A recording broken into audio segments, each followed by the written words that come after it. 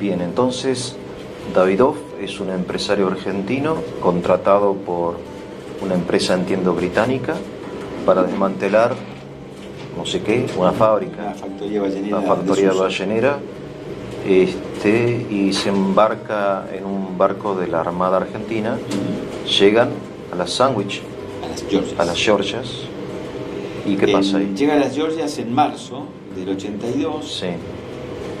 Insisto, con pleno conocimiento de las autoridades británicas, de la embajada, del gobernador. El gobernador es el gobernador de Malvinas. El gobernador de Malvinas, Rex Hunt. Claro. Cuando desembarca Davidoff, los británicos que están en la zona le informan al gobernador que un barco de la Marina ha llegado con gente, han desembarcado militares y han izado una bandera argentina. El gobernador Rex Hunt inicia una escalada diplomática que en principio no es sostenida por el propio embajador británico en Buenos Aires. Sí. Costa Méndez, que era el canciller, habla con el embajador, le explica la situación, el embajador entiende que sí, bueno, que era una operación comercial, claro, etcétera, y que hasta ahí estaba todo bien, pero Rex Hunt insiste con su protesta al punto tal que en la zona de Malvinas no solamente había una tropa británica, que eran Marines, sino que había un barco afectado al servicio británico antártico, el Endurance, y Rex Hunt despacha el Endurance con infantes de marina para desalojar a la gente, a los argentinos que habían desembarcado en Georgias. Eso es tomado por el gobierno argentino como una amenaza real. Ya no estamos escalando, estamos ejecutando con tropa, con barco de la Marina Británica y con tropa embarcada, una operación militar para desembarcar gente que iba a trabajar. Es ahí donde se genera el famoso comunicado de Costa Méndez, que después dio lugar a distintas interpretaciones, cuando Costa Méndez dice que Argentina se reserva el uso de cualquier instrumento para salvaguardar sus derechos. No dijo nada, pero en términos diplomáticos puede entenderse como que hasta la fuerza militar.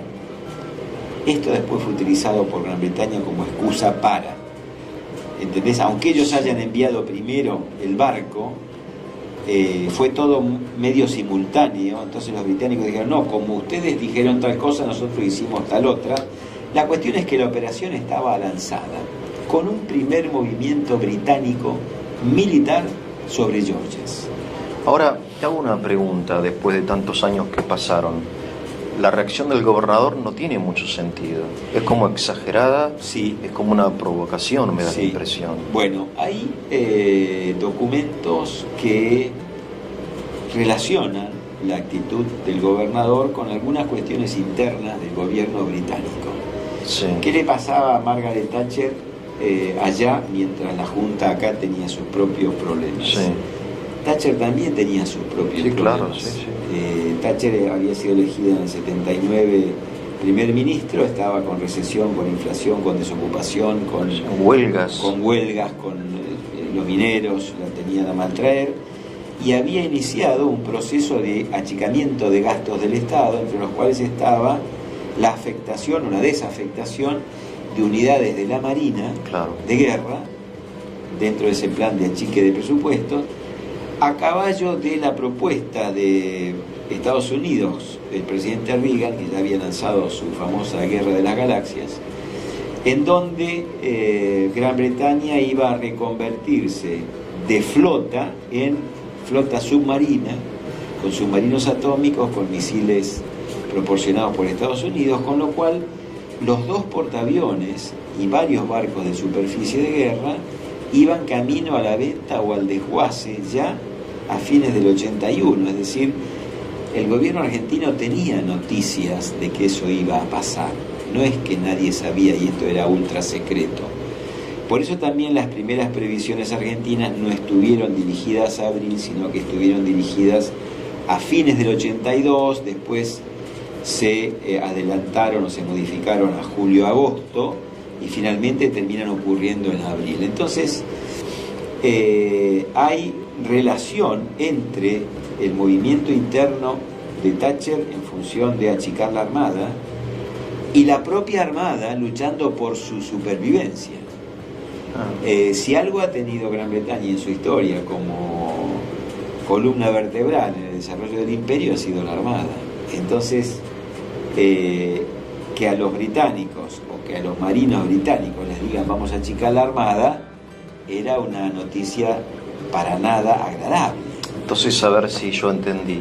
La Armada Británica se encuentra en una situación de que un gobierno tiene un proyecto de reducirla, de achicarla.